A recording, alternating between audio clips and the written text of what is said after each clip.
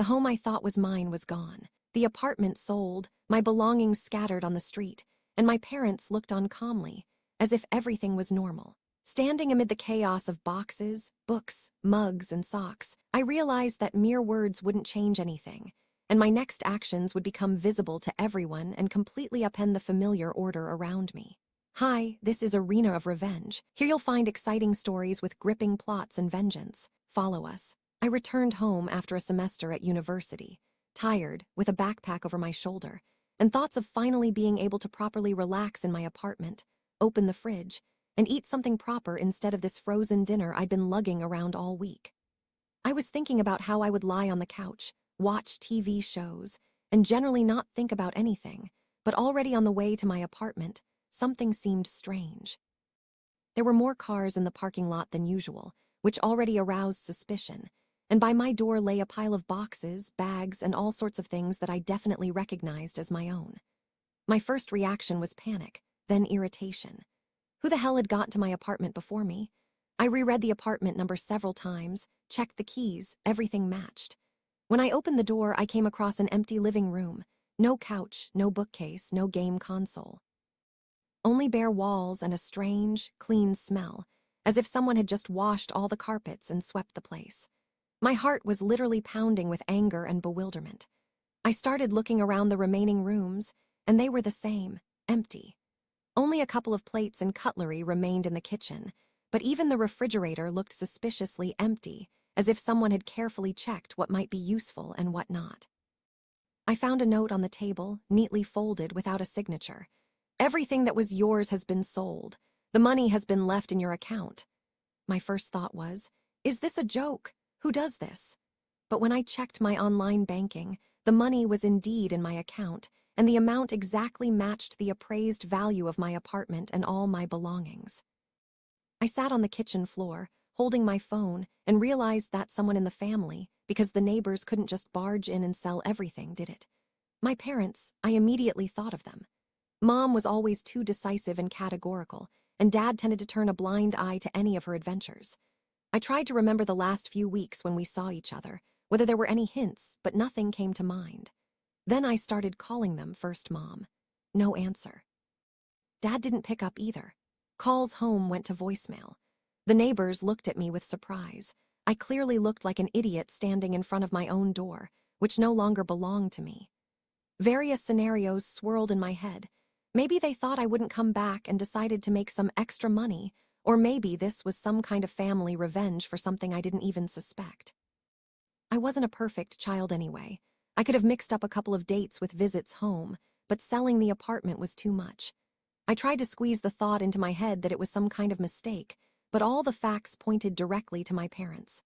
At some point, I felt not just anger, but some strange satisfaction. If this was revenge, then I really had done something to make them so upset. I didn't understand what, but the emotions were real. I started remembering little things. My mother always complained that I spent too much time at university. My father said I didn't help out enough around the house. And recently I found out that they secretly sold a couple of shares that I was planning to use for renovations. It seemed like this wasn't just an accident, but a carefully planned operation to show me who was the real boss. I looked out onto the street where my boxes stood, some even open, and felt a wild mixture of anger and the comical nature of what was happening. A neighbor winked from around the corner, and I barely held back a chuckle. It was so absurd. But it's stupid to laugh when your life is literally on display. My things looked pitiful.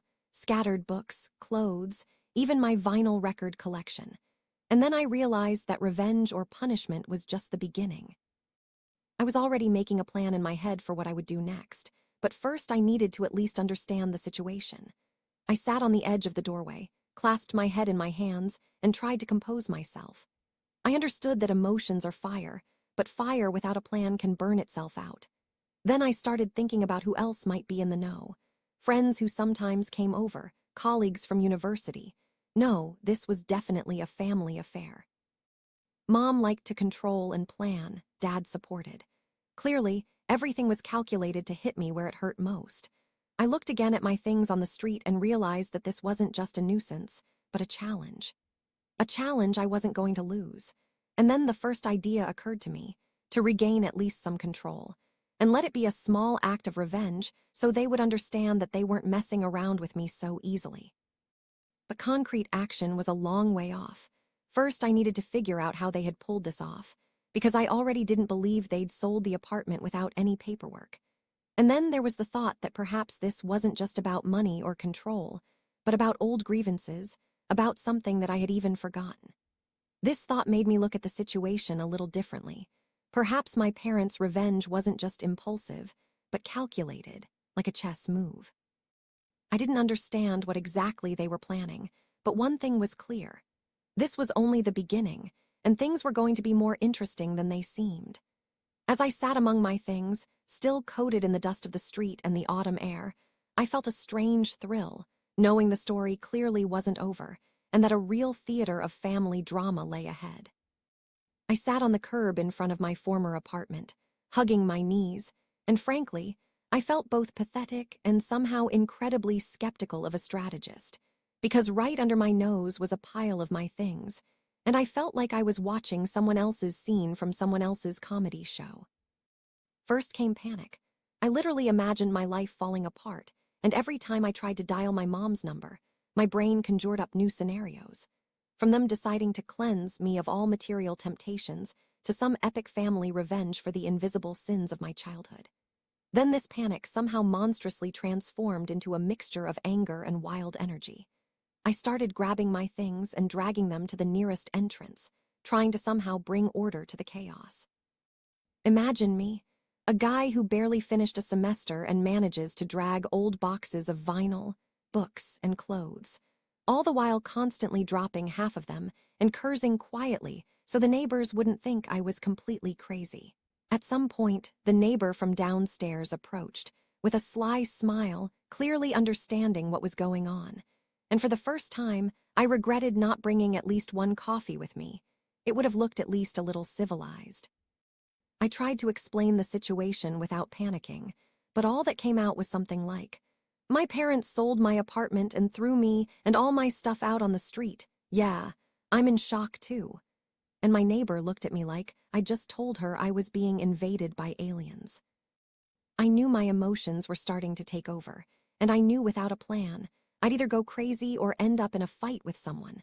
So the first thing I did was try to come up with some kind of plan, although my plan went something like, "Oh, yeah, first find someone who can actually explain what's going on, then do something about it."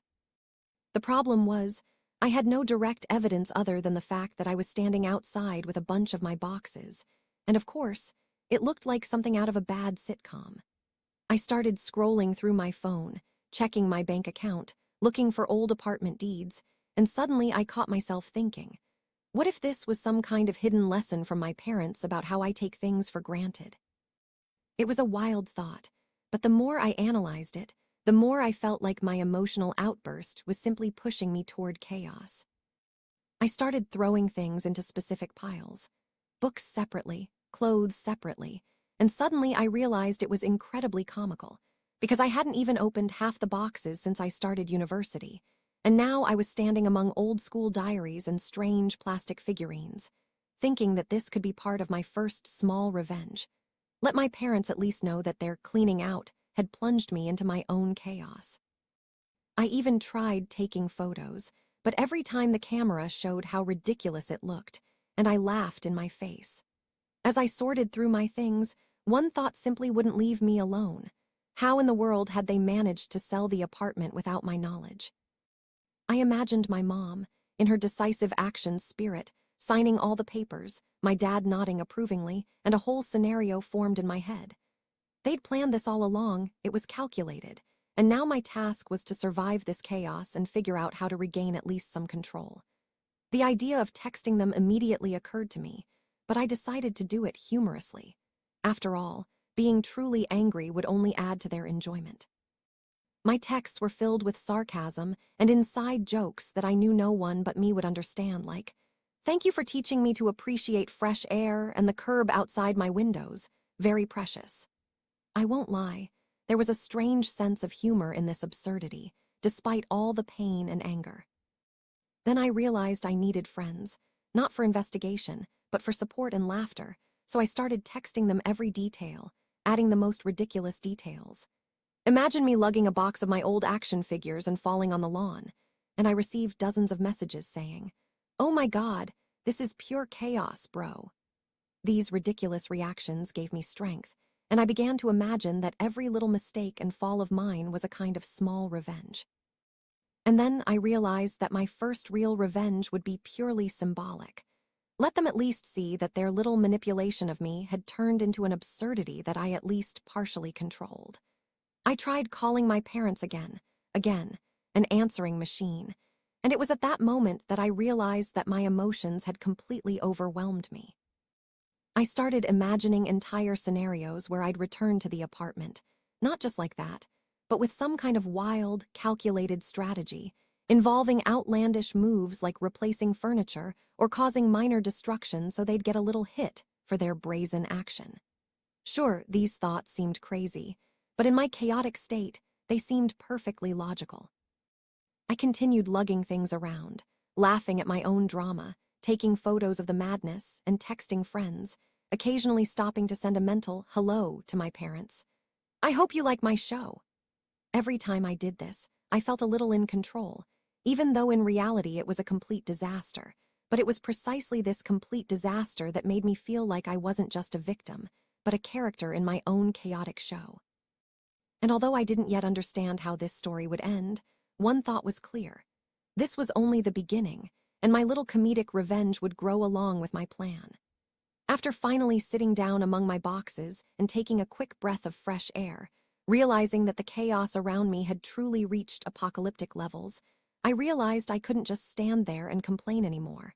I needed to take action. Even if it was a small, humorous act of revenge, at least I needed to retain some measure of control. My first idea was completely outlandish: move some of my parents' things back into the apartment, but do it in such a way that they'd later discover a complete mess, not just their things in place.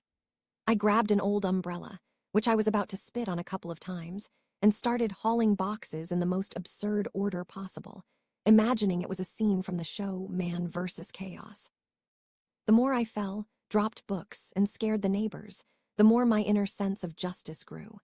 The friends I periodically spammed in chats with photos and gifs of my vinyl box tumble reacted in a way that almost cured my anger with laughter. "Oh my God, this is epic. Hang in there. Chaos therapy level 100.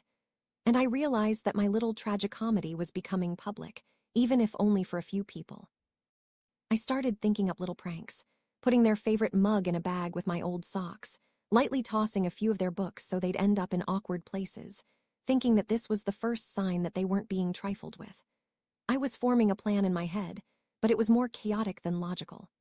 Okay, I'll drag their things back and forth, create chaos, then send them a photo so they'll understand that their cunning act turned into a comedy. I was still wary of calling my parents. It was too direct.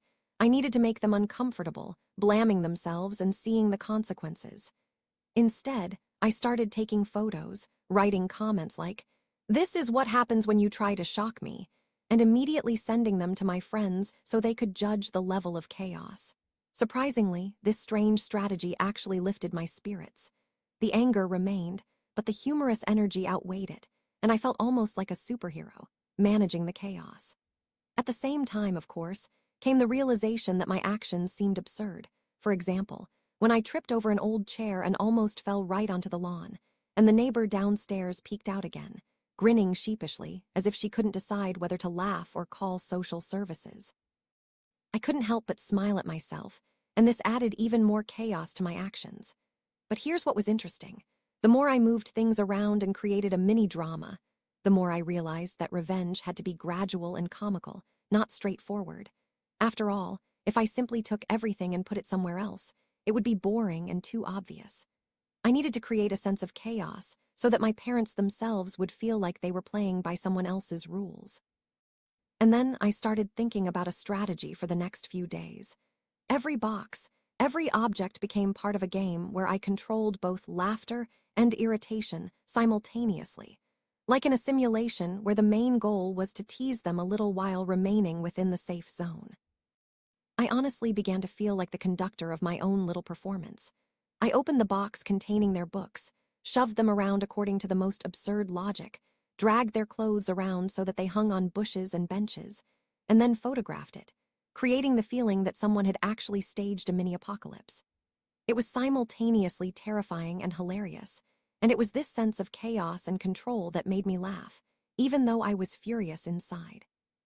Sometimes thoughts like, what if they're just laughing along with me, would cross my mind, adding a pinch of nervous amusement. But what if they genuinely didn't get the joke? I simply added more absurd elements. I'd stuff socks into books, arrange figurines so they could watch the process, and every time something fell, I'd mentally cheer myself up. This is a small victory. The chaos is under my control. At some point, I realized even the neighbors were starting to notice my movements, and I started incorporating elements of theatrics, pretending to be angry, but winking at random passersby, creating an effect of utter absurdity. My internal monologue was simply uncontrollable. I replayed how they would react to every little thing, how they would search for the reason why their things ended up in the strangest places, and I realized that my little revenge was already working on a psychological level. I caught myself thinking that emotions, chaos, and laughter had intertwined into a strange cocktail that I could control, although in reality it was just a crazy mess on the street. But that was wonderful. For the first time in several days, I felt like I wasn't a complete victim of the situation. And although true revenge was still a long way off, the first steps had been taken. I managed to turn their cunning action against me into my own chaotic spectacle. With each new box, with each new absurd action, I felt myself beginning to gain control of my anger, turning it into a wild and comical plan that would surely grow into something more. And as I sat at the edge of the lawn, amid falling books and hanging clothes, the only thing that was clear was that this performance was just beginning, and they had no idea I was the one being messed with.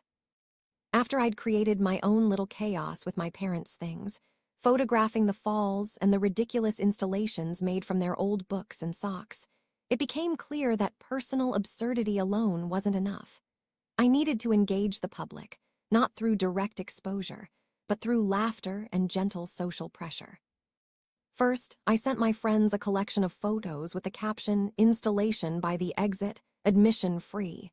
And when they started joking in the group chat, it eased the tension a bit.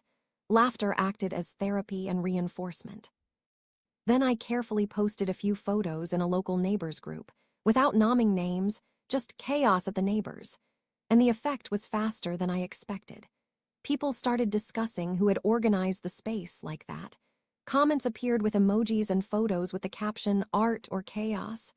And it was this awkward discussion, like a little joke, that became my second shelf of revenge. My parents' reaction was visible almost immediately. First, short calls with a frightened, "What are you doing?" Then text messages full of irritation and attempts to resolve the situation. But I responded in my signature style, dry sarcasm and light mockery. "Oh, it's just an experiment in recycling the family legacy." And with each such remark, I felt control returning to me. The key idea was simple, not to destroy or steal, but to turn their cunning move into public awkwardness. I began to think through days and scenarios. On Monday, socks neatly hung on the railing. On Tuesday, books piled up by the entrance like a readability installation. On Wednesday, their mug placed on the lawn next to a sign reading, "Temporarily Lost Happiness." It sounds crazy, but everything was within the bounds of propriety, and the effect was deafening. Friends threw out ideas, and I took the most ridiculous ones, putting a lamp in the mailbox, covering the entrance with a rug made from old photo albums, arranging figurines so that they looked at passersby. Every detail was documented with a photo and a short caption, which I sent to several people to share their parents' reactions. "Look, your furniture is now outdoors." Posts like these instantly raised the level of shame in those watching. Sometimes parents would show up at the door, and these encounters would turn into skits. Mom would try to look haughty, Dad would look confused, and I would seem to be quietly conducting the show. They demanded the things back, and I responded not with aggression but with theatrical stupidity. "Of course I'll give them back, but only after everyone sees that a Renaissance era is beginning in our yard." This made passersby laugh and feel embarrassed, the best indicator that my plan was working. Revenge ceased to be a personal feast. It became a social event. People discussed it, Mothers in neighboring houses sent each other photos. Someone even took a photo of socks hanging on a tree branch and sent it to their parents. Their phones began buzzing with strange notifications, and the more people got involved, the clearer the effect became. Awkwardness, a little embarrassment, and attempts to justify themselves. All the while, I was constantly thinking about the boundaries. I didn't want to harm people or escalate into open conflict. My goal was to show, not to destroy, to show that actions have consequences, and sometimes these consequences are an unpleasant but funny public outcry.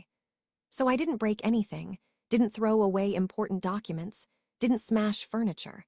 I simply created the illusion that the world had been slightly upended. With each passing day, my approach became more strategic. I kept a reaction log, noting which worked best. A photo captioned attention, art object, or a short video where I seemingly accidentally placed their mug on the lawn. I noticed that the video evoked more emotion in people. Movement, laughter, the ability to forward it to friends. People loved action-packed stories, so I made short videos with a slightly shaky camera and a voiceover, and these videos would end up in chats, creating a snowball effect. There were also some setbacks. One neighbor called my installation a dirty word, another wrote that it looked like a personal drama, and I had to delete a couple of posts. There were also internal doubts. Sometimes I caught myself thinking I was overdoing it, that I wanted revenge, not justice. Then I'd pause, look at things, and return to the idea. Revenge should be funny and non-destructive.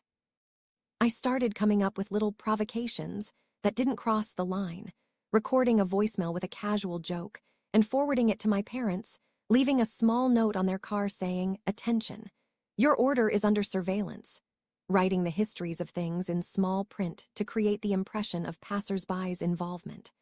Sometimes it was borderline, but more often it was simply funny. One day, a passerby came up to me and said, "This is like a performance, and you, man, are bringing joy to the neighborhood." I smiled and realized my tactic was working. People saw it not just as a scandal, but as a story to tell.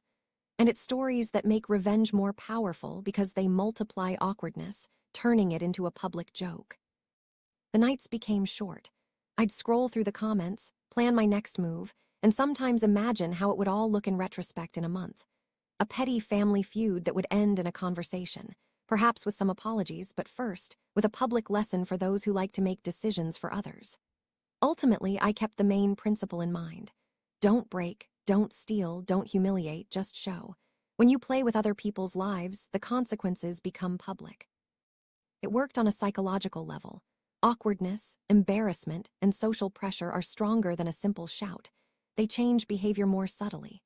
And while the street gradually got used to my little installations, I felt like the story had taken on a life of its own. My posts and jokes had become part of the neighborhood chronicle. My parents, though irritated, began cautiously asking the neighbors who had done it, and there was a strange satisfaction in seeing their confidence waver. I wasn't celebrating victory. It was important to me to regain at least a modicum of control and show that I couldn't be simply thrown out of life. At some point, I even felt a little ashamed of this whole theatrical ruse, but I looked at the list of reactions and realized that the game was going in my favor. And although I didn't wish them pain, this method worked. My parents became less confident, began to make more careful decisions, and my little public revenge turned into a way to regain a sense of control. After the previous small installations and the chaos with their belongings had borne fruit, I realized it was time to take the game to the next level, to make it visible to everyone around, but still within the bounds of completely comical chaos, without destruction or crime. I decided to stage a real small public performance right outside their building. I took old boxes, books, mugs, socks, and a few other harmless belongings of theirs, and began carefully arranging them as a mini exhibition of modern absurdity, labeling each box with funny signs like the evolution of a sock, the history of a forgotten mug, and books in search of meaning. I photographed each action and filmed short videos on my phone, commenting on everything with an internal monologue like, "Look, parents, how your things are getting a new life," or, "And here's your mug reflecting on its past decisions." Neighbors began coming out into the street, curious, and the first to comment were, "What's going on here?" Or, "Is this the new art installation in our neighborhood?" Every glance from a stranger felt like a small victory. My parents tried to intervene at first.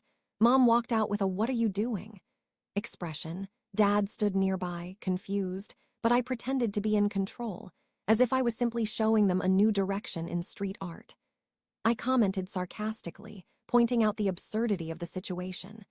"Don't worry, it's just an experiment in the social adaptation of socks and mugs." Each new element I added made the situation even more absurd. I hung their books on bushes, placed mugs on benches so passers-by could accidentally mistake them for a street exhibition, and arranged socks so they looked like modern fashion installations. My parents' reaction intensified with every step. They tried shouting, banging on the door, asking the neighbors to intervene, but everyone just laughed or filmed on their phones. It gave me an incredible sense of control and satisfaction. The chaos remained under my control, and their attempts to restore order looked comical. Friends, to whom I regularly sent photos and videos, began joking and suggesting ideas for new exhibits, which added to the fun and the sense that the story was gaining momentum. My internal monologue was almost constant. I was thinking about what object to place next, how to make passers-by notice the installation and make my parents as uncomfortable as possible, and how to maintain a balance between chaos and safety. I even came up with mini scenarios for each day. Monday, books on a bench with a sign reading "Philosophy in Motion." Tuesday, mugs on the lawn with the inscription "Coffee Seeks Meaning." Wednesday, socks on bushes reading "Fashion Out of Season."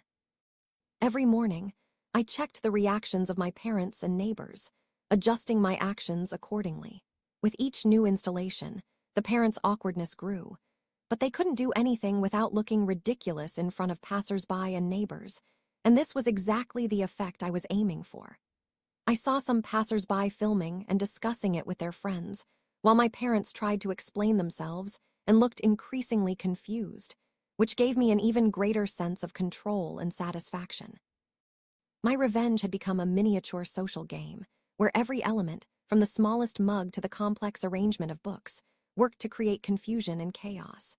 I began noting which objects evoked the greatest reactions, which signs people read and discussed, and planned new moves for the following days. Sometimes my parents tried to physically intervene, rearranging objects, removing something, but I always made it seem like part of a performance. "Oh, look, Mom helped develop art." And passers-by would laugh, and my parents would blush even more. Inside, I understood that revenge had now become a social event, where public reaction was another level of chaos, and it was incredibly exciting. I used slow-motion videos, short GIFs, and sarcastic captions. "Watch out," mug reflecting on life, socks posing, books exploring the neighborhood, to add another layer of public pressure and laughter. Every day, I added new elements, combined objects, and experimented with placement to keep the parents' reactions comical and the passers-by engaged.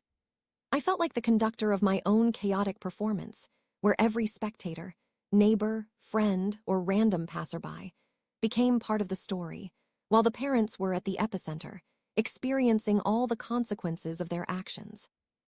And although I understood that this could escalate into a larger conflict, I carefully monitored the boundaries. No threats, destruction, or crime, only comic chaos, social play, and a sense of control.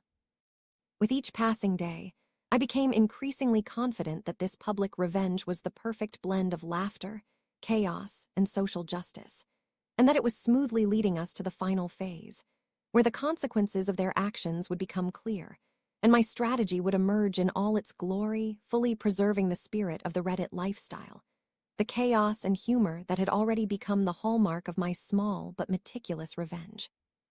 After all the previous small and large installations, I knew it was time to bring the revenge to its full conclusion, to create a final performance that would be visible to my parents, neighbors, and everyone who had witnessed this chaos from the very beginning. I began planning. I gathered up all the remaining things of my parents, the ones that hadn't yet been included in my performances: books, mugs, old photo frames, a few harmless decorations, and decided to turn them into a central exhibition right outside their front door. I arranged the items in the most comical and absurd way possible, coming up with labels like "The Evolution of Chaos," "Socks That Found Freedom," and "Mugs Reflect on Their Decisions." I taped little signs with sarcastic comments to each box and item, as if it were a museum of their past mistakes, and started filming short videos with the caption, "Welcome to the Family Wisdom Exhibition." Neighbors began gathering outside, taking photos, laughing, and commenting, while my parents looked completely lost. Mom tried to look stern, but her face betrayed confusion. Dad stood with his hands in his pockets, trying to figure out what was going on, and I, meanwhile, directed everything like a conductor. Who was looking where, who was photographing what needed to be shown for maximum impact. I commented on every action, mentally imagining how it would look from the outside. "Look, dear parents, how your things are getting a new life and teaching your neighbors some order."